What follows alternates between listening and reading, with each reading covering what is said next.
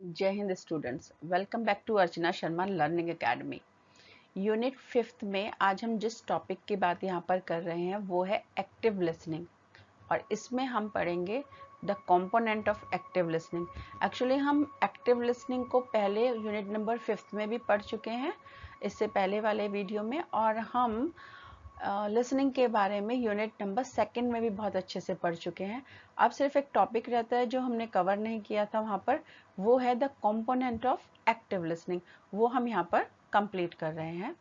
Notes आपको हमारे blog पर मिल जाएंगे। आपको सिर्फ ये ध्यान देना है कि ये चीज़ें आपको समझ में आ जाएं। चीज़ें अगर एक बार समझ में आ जाती हैं तो उनको नोट्स के थ्रू लिखना और समझना और आसान हो जाता है। ये वीडियो आप शेयर कर सकते हैं उन सभी के साथ जिनको आपको लगता है कि इसकी रिक्वायरमेंट है, चाहे वो स्टूडेंट्स हों हिंदी मीडियम के या इंग्लिश मीडियम के, या फिर वो स्टूडेंट्स जिनको अभी तक सॉफ्ट स्किल समझ नहीं आया या उनको उनके नोट्स प्रॉपरली नहीं मिले हैं। जैसे कि हम आपको बता रहे हैं, आज हम बात करेंगे एक्टिव लिसनिंग में कंपोनेंट के बारे में, क्योंकि इंपॉर्टेंस हम ऑलरेडी पढ़ चुके हैं। तो हमारा टॉपिक, जैसे मैंने आपको बताया, कंपोनेंट ऑफ एक्टिव लिसनिंग। तो एक्टिव लिसनिंग तो आपको पता है, यानी कि सक्रिय रूप से सुनना, यानी बिल्कुल ध्यान देते हुए किसी चीज को सुनना, ये एक्टिव लिसनिंग हो गई। कंपोनेंट का मतलब होता है पार्ट्स, यानी एक्टिव लिसनिंग के कौन कौन से पार्ट्स होते हैं, या हम ये कहें कि कौन कौन से फीचर्स होते हैं जिससे ये पता चलता है कि हाँ, ये एक्टिव लिसनिंग हम लोग कर रहे हैं। तो वो पार्ट्स कौन कौन से होंगे, जैसे पे अनडिवाइडेड अटेंशन, यानी जब हम पूरी तरीके से अटेंटिव रहकर सुनते हैं तो वो एक्टिव लिसनिंग का ये कंपोनेंट यानी कि पार्ट होता है। यूज बॉडी लैंग्वेज, जब हम सुनने के साथ साथ अपनी बॉडी लैंग्वेज से भी स्पीकर को ये बता देते हैं कि हाँ, हम सुन रहे हैं, तो ये भी एक पार्ट होता है एक्टिव लिसनिंग का। Withhold judgement about the speaker, जब कभी हम एक्टिव होकर सुनते हैं ना किसी चीज को, तो हम स्पीकर के बारे में बहुत जल्दी से कोई निर्णय नहीं लेते। उस निर्णय को लेने के लिए हमें थोड़ा इंतजार करना पड़ता है और हम पूरी स्पीच को सुनते हैं, तभी वो एक्टिव लिसनिंग का पार्ट होता है।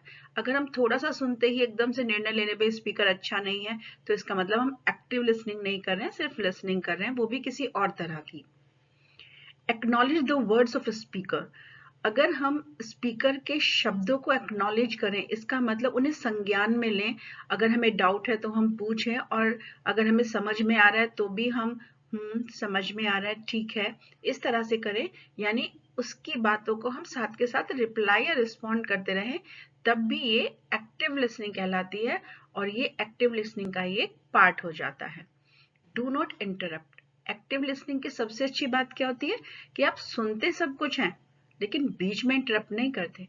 आप चीजों को लिखते रहते हैं, और जब आपको पूछा जाता है कि कोई डाउट है क्या, या आप अलग से स्पेस बनाकर पूछते हैं कि मेरे को ये प्रॉब्लम है, तो इसका मतलब आप एक बहुत अच्छे एक्टिव लिसनर हैं। तो डू नॉट इंटरप्ट जो पार्ट है, वो भी एक्टिव लिसनिंग का ही एक पार्ट कहलाता है।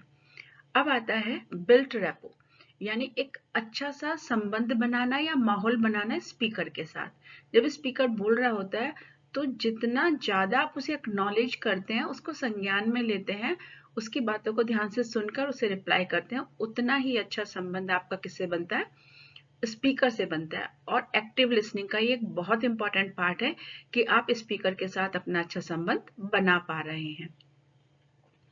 फिर है सीक क्लैरिटी टू डाउट्स, यानी कि अगर आपको कोई भी शक है, तो आप सुनने के बाद उस डाउट को लेकर घर नहीं आएंगे, उस डाउट को आप वहीं के वहीं क्लियर करेंगे। तो ये पार्ट भी एक्टिव लिसनिंग का एक छोटा सा पार्ट होता है, जो बहुत जरूरी भी है। Restate the speaker words, active listening का एक पार्ट ये भी है कि जो कुछ भी स्पीकर कह रहा है, उसको कंफर्म करने के लिए आप उसके स्टेटमेंट को कभी कभी रिप्लाई कर देते हैं।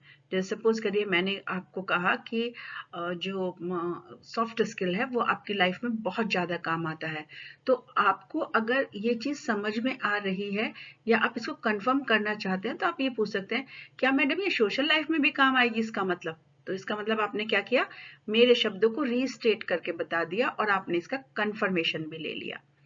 नेक्स्ट आता है बी ऑथेंटिक इन रिस्पॉन्स, यानी कि जब भी आप रिस्पॉन्स करते हैं, आप नकली रिस्पॉन्स नहीं करते।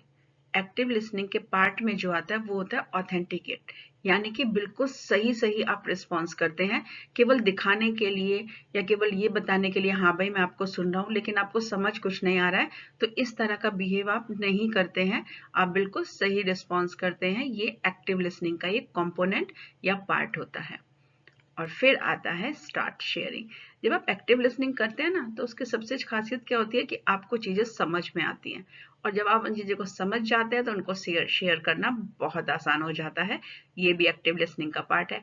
अगर आप कह रहे हैं भाई मैं तो बहुत अटेंटिवली उसको सुन रहा था और मैंने कहा अच्छा थोड़ा सा शेयर कर दीजिए उन्होंने क्या कहा, तो आप एकदम गुल हो जाए मुझे नहीं पता, तो इसका मतलब आप एक्टिव लिसनिंग नहीं कर रहे थे, आप सिर्फ अपना इंप्रेशन बना रहे हैं। चलिए अब जल्दी से रिवाइज कर लेते हैं। पे अनडिवाइडेड अटेंशन मतलब एक्टिव लिसनिंग का वो पार्ट जिसमें हम हर तरफ से ध्यान हटाकर केवल स्पीकर या स्पीच पर ध्यान देते हैं, उसे कहते हैं अनडिवाइडेड अटेंशन देना, यानी कि पूरा का पूरा ध्यान स्पीकर या स्पीच पर लगाना। सेकेंड पार्ट में हमने पढ़ा था use body language to show attention, यानी कि एक्टिव लिसनिंग का एक पार्ट ये हो गया कि हम फेस टू फेस कन्वर्सेशन में अपनी बॉडी के थ्रू भी स्पीकर को ये बताते हैं कि हाँ हम आपको सुन रहे हैं, आप रिप्लाई करते हैं, आई कांटेक्ट करते हैं, अपने सिर को हिलाते हैं, फेशियल एक्सप्रेशन से आप उसे बता देते हैं। थर्ड होता है withhold judgement about the speaker, यानी जैसे कोई स्पीच शुरू हुई और थोड़ी सी सुनने के बाद ही हमने कहा नहीं नहीं स्पीकर अच्छा नहीं है, ऐसा बिल्कुल नहीं करना होता। एक्टिव लिसनिंग आप जब करते हैं तो याद रखें आप सामने वाले की भी उतनी ही रिस्पेक्ट करते हैं जितनी आप अपनी चाहते हैं। तो अटेंटिव लिसनिंग करने के जब आप करते हैं तो आप ध्यान रखें इस बात को कि अटेंटिव लिसनिंग का एक पार्ट ये होता है कि स्पीकर को आप पहले पूरा सुने और सुनने के बाद ही उसके बारे में कोई आप स्टेटमेंट बनाएं। अब आता है acknowledge the words of the speaker. किसी भी स्पीकर के शब्दों को एक्नॉलेज करना, यानी कि उसे ये बताना कि हाँ मैं आपकी चीजों को संज्ञान में ले रहा हूँ या मैं समझ रहा हूँ आप क्या कह रहे हैं। तो आप ये छोटे छोटे जेस्चर्स बना लेते हैं, ओके आई सी, करते हैं ना ऐसा, तो इसका मतलब आप अटेंटिवली अटेंशन पे कर रहे हैं। फिर आता है डू नॉट इंटरप्ट, यानी एक्टिव लिसनिंग का एक पार्ट वो भी होता है कि आप समझ तो सब रहे हैं, छोटे छोटे जेस्चर्स भी आप बना रहे हैं बॉडी से और कुछ शब्दों से, लेकिन आप डिस्टर्ब नहीं कर रहे हैं बिल्कुल भी स्पीकर को। उसे बोलने का पूरा मौका आप दीजिए, जब वो पूरी तरीके से बोल लेगा उसके बाद फिर आप अपनी बात उसे कह सकते हैं, लेकिन बीच में आप उसे डिस्टर्ब ना करें। वो जिस तरीके से जैसे भी जो भी बोलना चाह रहा है एक बार वो पूरी तरीके से उसे बोल ले। फिर आता है बिल्ट रैपो।